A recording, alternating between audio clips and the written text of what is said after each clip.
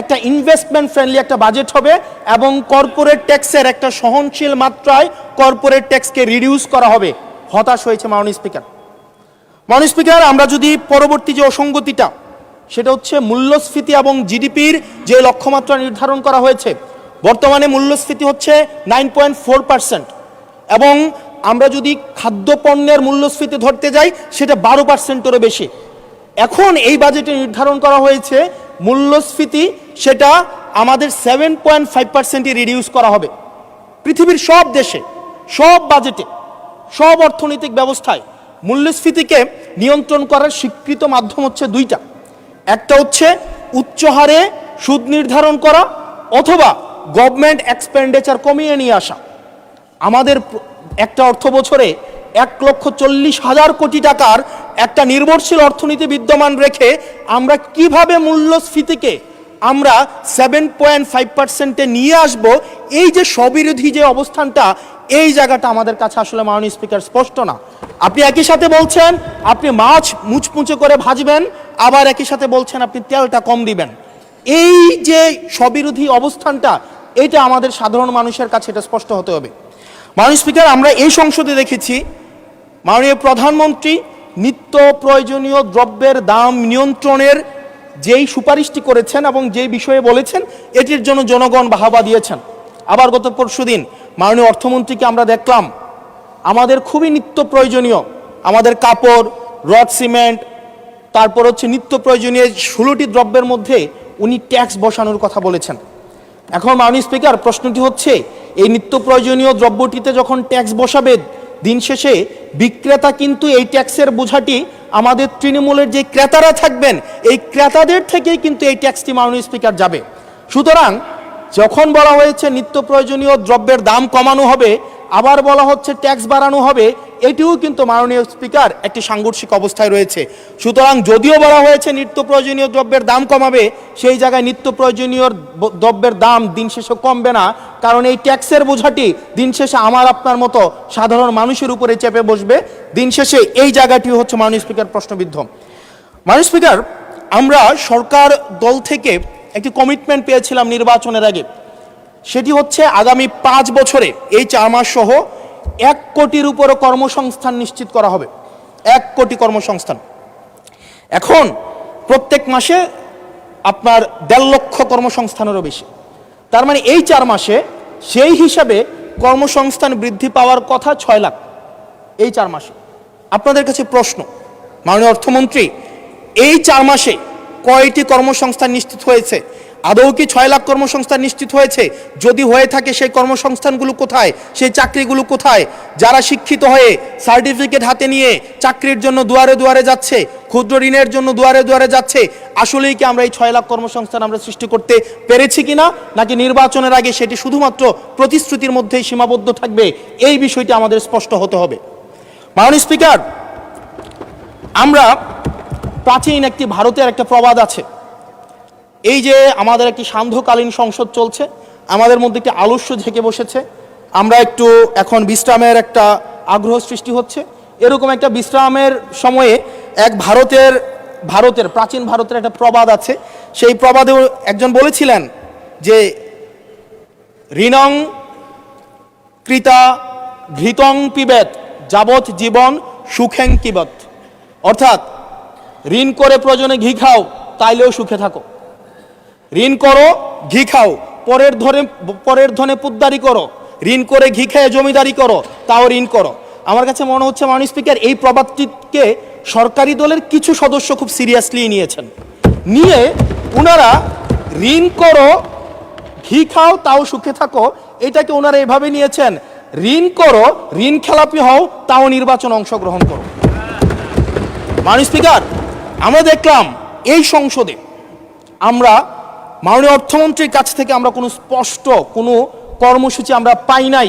কিভাবে ব্যাংকগুলোকে যেভাবে দলীয়করণ করা হয়েছে, ব্যাংকগুলোকে দীর্ঘ 17 বছর ধরে ব্যাংকের টাকা ঋণের নামে যেভাবে বিদেশে পাচার করা হয়েছে, সেই পাচারকৃত টাকাকে কিভাবে উদ্ধার করা হবে সেটার কিন্তু সুস্পষ্ট আমরা কোনো পলিসি পাই না। মাননীয় স্পিকার, আমরা গভর্নর সাহেবকে মাঝে মাঝে আমরা একটু আক্ষেপ প্রকাশ করতে দেখি 4,80,000 কোটি টাকা বিদেশে পাচার হয়েছে, সেটাকে কিভাবে আনা যাবে সেটা নিয়ে আক্ষেপ প্রকাশ পর্যন্ত আমরা দেখি।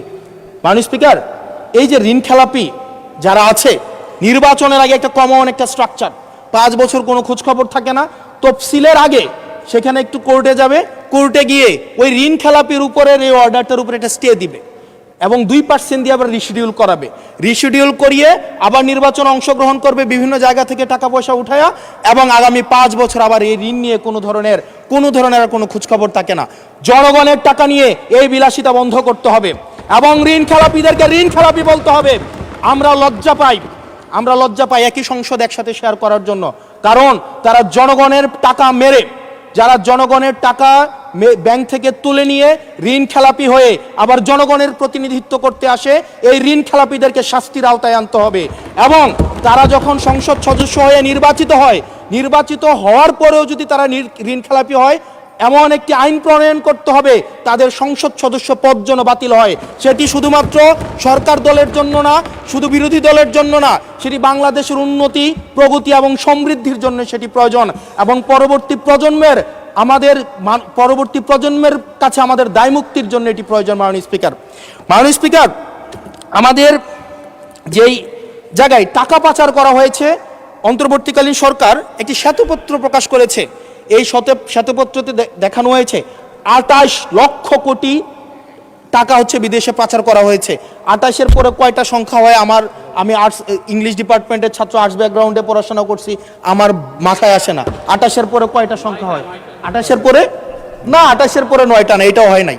28-এর পরে 28 লক্ষ কোটি টাকা বিদেশে পাচার করা হয়েছে।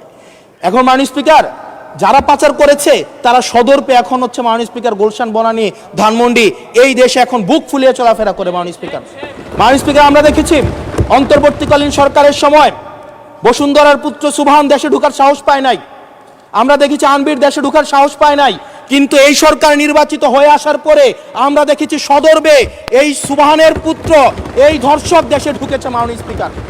মাননীয় স্পিকার, অন্তর্বর্তীকালীন সরকারের সময় দুর্নীতি দমন কমিশন বসুন্ধরার বিরুদ্ধে মামলা করেছে। আমরা দেখেছি এই মামলার কি অগ্রগতি হয়েছে সেটা আমরা জানতে চাই আন্ডার টেবিল কোনো ধরনের সমঝোতা হয়েছে কিনা। যদি সমঝোতা না হয়ে থাকে তাহলে তাদের বিরুদ্ধে আইনগত ব্যবস্থা নিতে বাধাটা কোথায় সেটা বাংলাদেশের মানুষের সামনে প্রকাশ করতে হবে। মাননীয় স্পিকার, অন্তর্বর্তীকালীন সরকার এই বসুন্ধরা গ্রুপ যারা বিদেশে টাকা পাচার করেছে, মানুষের সম্পদ দখল করেছে এবং মিডিয়ার মধ্য দিয়ে আওয়ামী লীগের গুম খুন হত্যাকে যারা বৈধতা দিয়েছে, তাদের খুঁটির জোর কোথায় সেটা আমরা জানতে চাই। মাননীয় স্পিকার, আমরা মাননীয় স্পিকার অবশ্য শুনতে পেয়েছি, বললে অবশ্য অনেকে রাগ করে। মাননীয় সদস্য, আপনার সময় শেষ হয়ে গেছে, তারপরেও চিফ হুইপ মহোদয় অনুরোধ করেছেন আরো 3 মিনিট বাড়ানো হলো। থ্যাংক ইউ মাননীয় স্পিকার। মাননীয় স্পিকার, আমরা শুনতে পেয়েছি বা দেখতে পাই এবং সরকার দলেরই অনেকে মাঝে মাঝে আমাদের কাছে এসে দুঃখ প্রকাশ করে যে আসলে আমরা জেল খেটেছি, আমরা কষ্ট করেছি, আমাদের সন্তানদের সাথে আমরা থাকতে পারি নাই, কিন্তু আমাদের দলে কিছু কিছু মানুষ বসুন্ধরার অ্যাডভাইজর হিসেবে কাজ করে, তাদের মিডিয়ার অ্যাডভাইজর হিসেবে কাজ করে। মাননীয় স্পিকার, যেই মিডিয়া তারেক রহমানকে, মাননীয় প্রধানমন্ত্রী তারেক রহমানকে দেশদ্রোহী হিসাবে ফ্রেমিং করেছে, সেই মিডিয়ার অ্যাডভাইজর হিসেবে আজকে বসুন্ধরা গ্রুপে আজকে এই সরকার দলীয় সংসদ সদস্যদের অনেকেই তারা সেখানে যুক্ত। মাননীয় স্পিকার, এটা আমাদের জন্য না, বরং তাদের সহকর্মীদের জন্য এটি তাদের হৃদয়ে রক্তক্ষরণ হয়, সেটি আমরা জানি। মাননীয় স্পিকার, এই বসুন্ধরার বিরুদ্ধে যারা কথা বলে তাদের বিরুদ্ধে মিডিয়া লেলিয়ে দেওয়া হয়। মাননীয় স্পিকার, আমরা যারা ঋণ খেলাপি, যারা ব্যাংকগুলোকে দখল করেছে, যারা গণতন্ত্র পথকে রুদ্ধ করেছে, গুম খুনের বৈধ, একটু ওয়েট করেন, সময় তো দিবে, আসতেছে, শেষ হোক। যারা গুম খুনের, আমি আপনাকেই বলছি মিস্টার হাসান, এইদিকে। ইয়েস মাননীয় স্পিকার, আমি অ্যাড্রেসিং ইউ মাননীয় স্পিকার।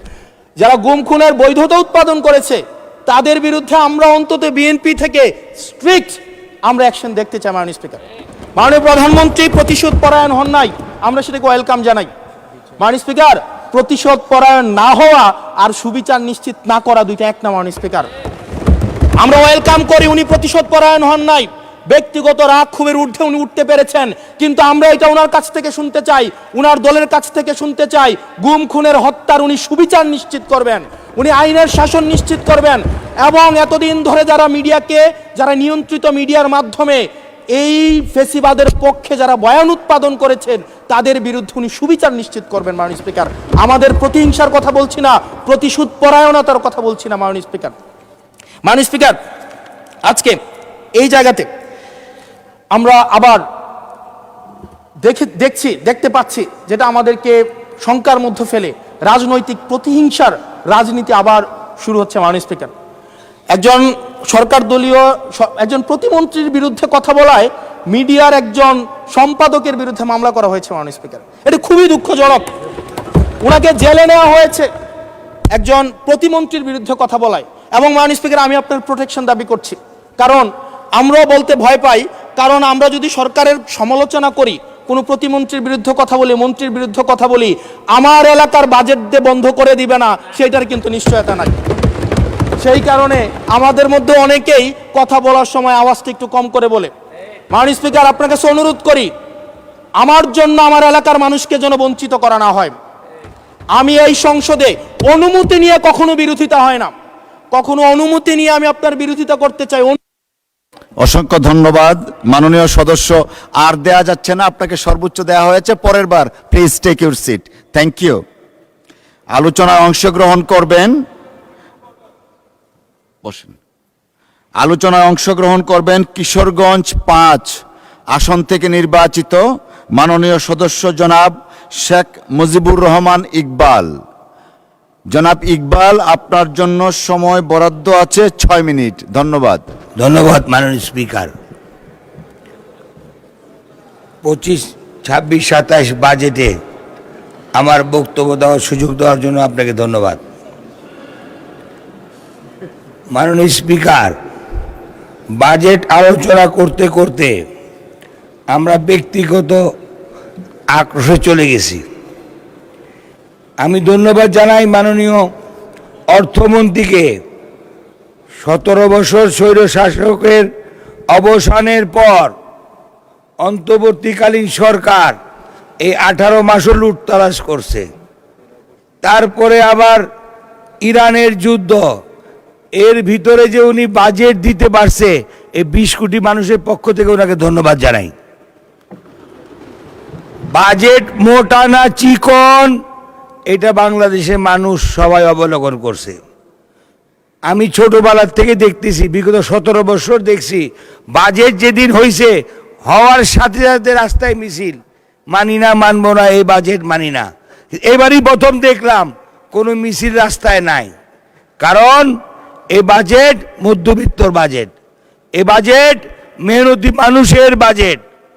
এ বাজেটে মানুষের স্বাস্থ্য খাতের বিভিন্ন অংশের দাম কমাইছে, শুধু একটা আইটেমের দাম বাড়াইছে, যেটা হলো মদের দাম। যদি এইটার যদি কোনো ব্যাঘাত হয় তাহলে আমার বলার কিছু নাই। হার্টের রিং, ব্যান্ডিজ, আপনার কিডনি রোগীর সমস্ত খাতের বাজেটের দাম কমানো হয়েছে। আমরা মধ্যবিত্ত লোক, আমরা একটা জিনিস চাই, চাল ডাল তেলের দাম কমাইতে হবে, কমাইতে হবে, সারা জীবন স্লোগান দিছি। যদি এইটা ঠিক থাকে বাংলাদেশের মানুষ ঠিক থাকবে। আর কোনটার দাম বাড়লো এটা দেখার বিষয় না, এ দেশের মানুষ দুবেলা খেতে চায়, এটার দাম যদি ঠিক মতন আমাদের অর্থমন্ত্রী রাখতে পারে, এটা আমাদেরকে সবচেয়ে বড় পাওয়া। আর এই অর্থমন্ত্রী চট্টগ্রামের সাগরের পারের অর্থমন্ত্রী, মনটা বড়, সাগর যেমন বড়, বাজেটও বড়। এটা আমাদের সবাই মিলে চালাইয়া নিতে হবে। এইটা কীভাবে বাস্তবায়ন করতে হবে আসেন এই ব্যবস্থা করি। বিরোধী দলে বসে থেকে খালি বিরোধিতার জন্য বিরোধিতা করেন না। বাজেট যেই মাপে হয়েছে ওই মাপটাই থাকবে, একটা কথা না বললেই না। একজন লোক খালি সারাদিন বলতো আমি যা বলি তার সাথে তাল মেরা খালি হু করবি, আর যদি এটা মানুষ না মানে তাহলে কাজ দিস।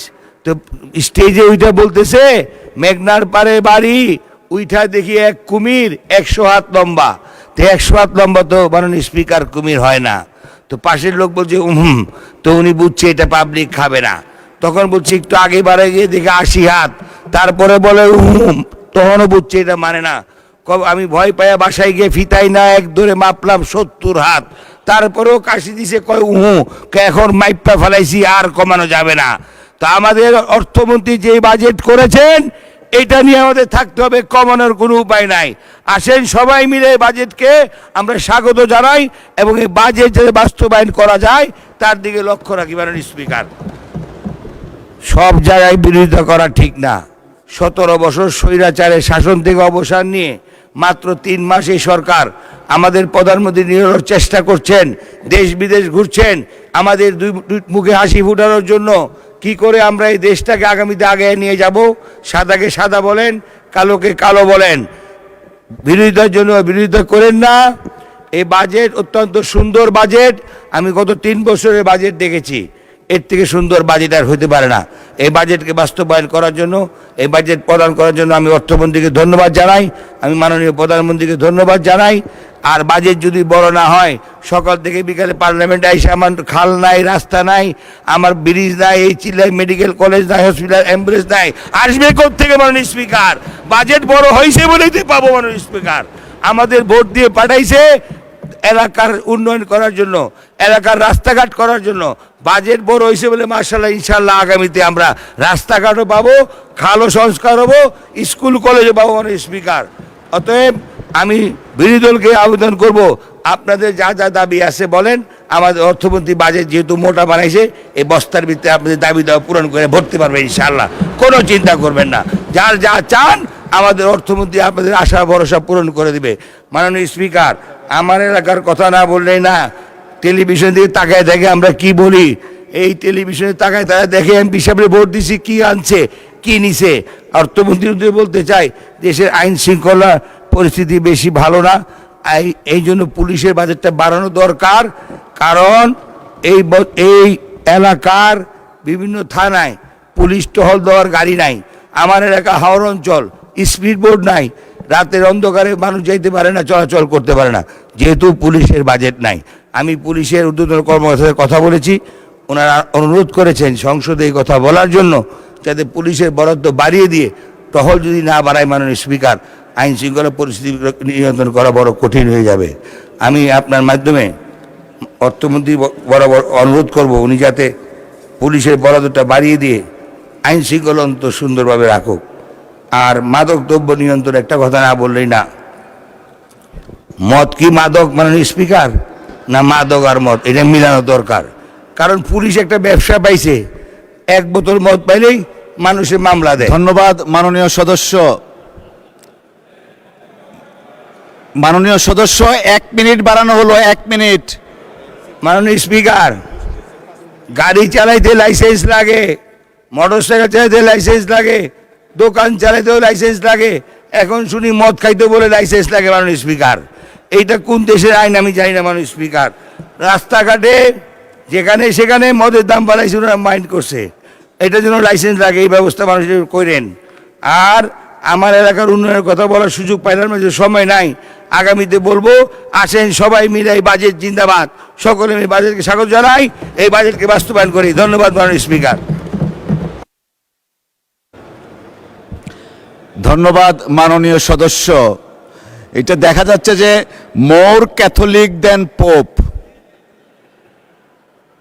আলোচনায় অংশগ্রহণ করবেন চট্টগ্রাম 10 আসন থেকে নির্বাচিত মাননীয় সদস্য জনাব সাইদ আল নোমান। জনাব সাইদ আল নোমান, আপনার সময় 6 মিনিট। ধন্যবাদ। বিসমিল্লাহির রহমানির রহিম। আসসালামু আলাইকুম। মাননীয় স্পিকার,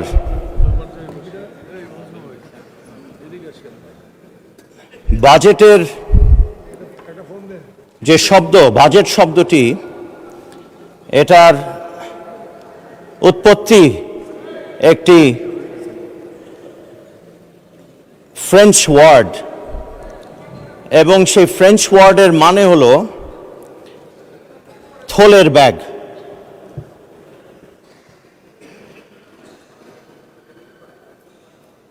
ইউরোপীয় দেশগুলোতে অর্থমন্ত্রী বর্গ সেই থলের ব্যাগ থেকে নথিপত্র